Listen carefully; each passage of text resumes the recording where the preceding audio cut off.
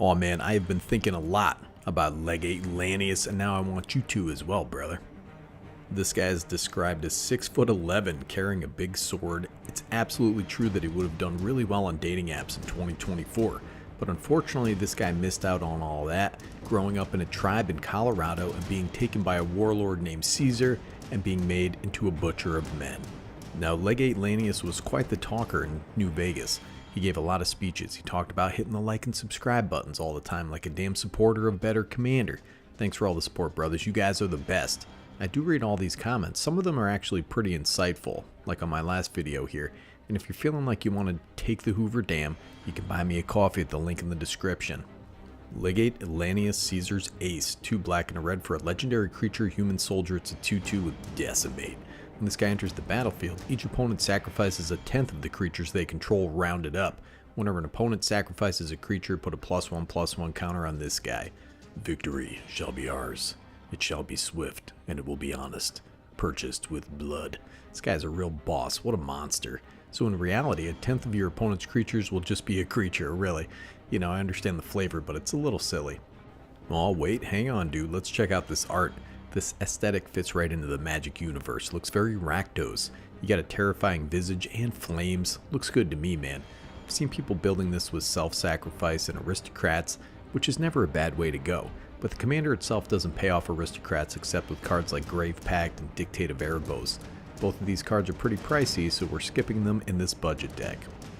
We do, however, have the Butcher of Malakir. This guy's a butcher too, man. It's a creature vampire warrior. It's a 5/4 with flying. When this guy or another creature you control dies, each opponent sacrifices a creature. This guy's a mean flyer, benefits from all those little guys who come in and force everybody to sacrifice. Like our old friend the Fleshbag Marauder, handsome fella out there. Demon's Disciple. You know, he doesn't have any hair, but he's a handsome guy too. Grave Lighter, Merciless Executioner, and Plague Crafter. These are kind of the backbone of the deck. These sweet animals are going to grow our commander and keep the board locked down so he can swing through.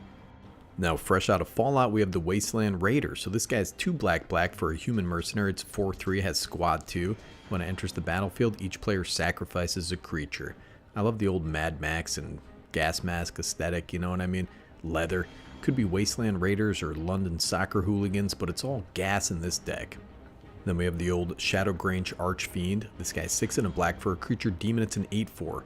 When it enters the battlefield, each opponent sacrifices a creature with the greatest power among creatures they control. You gain life equal to the greatest power among creatures sacrificed this way. Has madness for 2 and a black and pay 8 life. This guy goes to church, you know. He's got the idea right, but he's doing it wrong. You know, he's on top of the church. But that's important for your spiritual health. This card also plays nicely with some cards I'll mention later with that madness cost. Everdam out there mangling with the Dusk Mangler. This guy's 5 black for a creature horror. It's a 5/4. As an additional cost to cast this spell, sacrifice a creature, discard a card, or pay 4 life. When this guy enters the battlefield, each opponent sacrifices a creature, discards a card, and loses 4 life. This guy is just a super sacrifice fellow with some really sweet art. You can tell he works those shrugs at the gym with a neck like that, dude. This guy's also a discard outlet, which is kind of neat. Then you have Shard of the Void Dragon. This guy's 4 black for a creature. It's a Satan. It's a 7/7 with flying. This guy has the spear, dude. Of course he does. When he attacks, each opponent sacrifices a non-land permanent. Whenever an artifact is put into a graveyard from the battlefield or is put into exile from the battlefield, put 2 +1/+1 counters on this guy. Very interesting card. Some sweet treasure synergies, which we use a couple cards that produce treasures in this deck. Listen, man, this is a budget deck, alright? Don't get at me telling me this isn't a fantastic card. I just want a pale naked man with that tail in my deck, dude. This is a judgment-free zone, just like Planet Fitness. So you may have noticed we have a fair amount of 6 and 7 cost spells in this deck, and Lanius doesn't exactly scream value. We aren't cheating things in, we aren't casting things for free, we're not ramping out of control. So I added a light reanimator theme to the deck, as we're in great colors for this and for discarding. Oh my gosh, look at this guy. Feldon of the Third Path, 1 red for a creature, legendary creature, human artificer. It's a 2/3. Has 2 and a red and tap. Create a token that's a copy of target creature card in your graveyard, except it's an artifact in addition to its other types. It gains haste. Sacrifice it at the beginning of the next end step. This guy has used an AI to build himself a wife, dude, which I'm also working on in the back room right now. And that's Better Commander, dude. In the meantime, he can get back all those sacrificed creatures' flesh bag and such. And of course you have cards like Persist, Animate, Dead. They make appearances as super efficient reanimate spells. We also have the Crypt Champion. This guy is a creature zombie. It's a 2/2 with double strike. When it enters the battlefield, each player puts a creature card with mana value 3 or less from their graveyard onto the battlefield. When this guy enters the battlefield, sacrifice it unless red was spent to cast it, which shouldn't be a problem. This is a neat little reanimator creature that gives our opponent something back to sacrifice to grow our commander.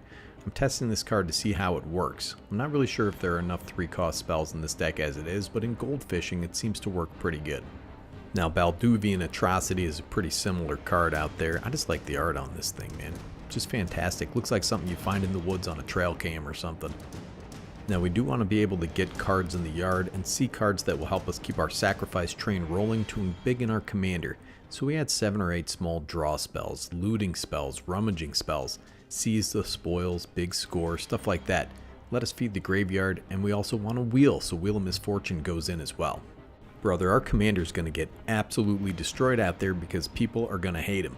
They hate him because he told the truth about the size of his massive sword, and people get jealous because they're packing tiny little swords, sometimes even modestly sized knives. So we add in what I like to call backup commanders. These are creatures that benefit in a similar way to our commander from forcing our opponents to sacrifice creatures. Like Turgid, God of Fright, but also God of Keeping It Tight, 3 black for a legendary creature god. It's a 4/5 with menace. Whenever an opponent sacrifices a non-token permanent or discards a permanent card, you may put that card from a graveyard onto the battlefield under your control. Fear is her one true companion. I'm changing my name to Johnny Fear as we speak, because a beautiful auburn-haired lady with a lamp is just what the doctor ordered.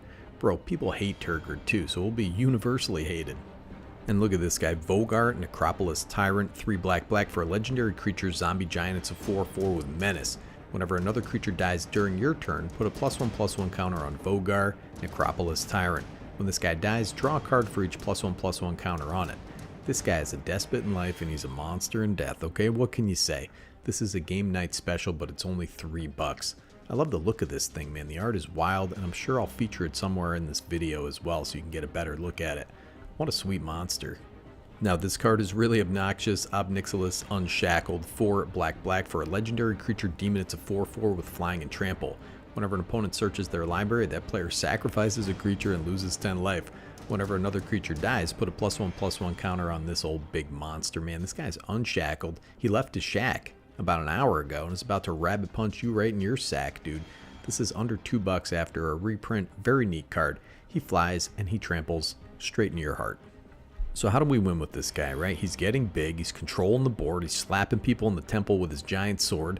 Let's give him double strike with Lizard Blade. So this is 1 and a red for an artifact creature. Equipment Lizard, it's a 1/1 with double strike. Equipped creature has double strike, has reconfigure for 2. I love this card. I thought it would be super popular, so I picked up about 10 copies, man, but nope, still budget. Spectacular Showdown, featuring this guy. 1 and a red for a sorcery. Put a double strike counter on target creature, then goad each creature that had a double strike counter put on it this way. Has overload for 4 red. This is going to end the game one way or another, dude. This guy has 2 staffs of lightning. He's double wielding his staffs. He's got a neat little hat. If our commander gets big enough, he can attack with impunity. I love this thing in budget decks. The 2-handed axe. 2 and a red for an equipment. When an equipped creature attacks, double its power until end of turn. Equipped for 1 and a red. Also has this little adventure instant. 1 and a red. Target creature you control gains double strike until end of turn. Looks pretty short for a 2-handed axe to me, but whatever. Love this thing as a win condition in a budget deck where your commander's getting beefy. And the classic Assault Suit, 4 for an artifact equipment. Equipped creature gets +2/+2, has haste, can attack you or a planeswalker you control, and can't be sacrificed. At the beginning of each opponent's upkeep, you may have that player gain control of equipped creature until the end of turn. If you do, untap it. Has equipped for 3. The Warhammer 40k version depicts Chaos Terminator armor. Love it, man. This card is not a fantastic card in every deck, but gives us other opportunities to slap in with our commander, maybe commander damage somebody out. Okay, just a couple cards to highlight here. I highlighted all the creatures that come in and everybody sacrifices a creature, but we have cards like this. Make an example. 3 and a black for a sorcery. Each opponent separates the creatures they control into 2 piles. For each opponent, you choose one of their piles. Each opponent sacrifices the creature in the chosen pile. This can be brutal for our opponents. We get to choose the pile they sacrifice. You know, we can hit numbers if we want to get our guy bigger. If we want to get rid of something, we can choose that pile. And one addition that's surprisingly only about $6 after a list printing, the biggest of big old swords for our big old sword loving man out there, Embercleave. So this is 4 red for legendary artifact equipment, has flash, costs 1 less to cast for each attacking creature you control. When this guy enters the battlefield, attach it to target creature you control. Equipped creature gets +1/+1 and has double strike and trample. It's equipped for 3. I'm surprised this card hasn't been Fortnited yet, you know. Soon enough there's going to be a Dora the Explorer version that's a banana or something. But in the meantime, I humbly offer this $80 budget deck list for your approval in the description, brother. Check it out, goldfish it. But just be aware that this deck will bring you ignominy, shame, heartache, brother.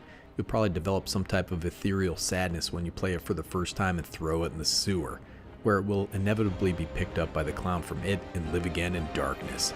Have fun, buddies. Nicky G, signing off.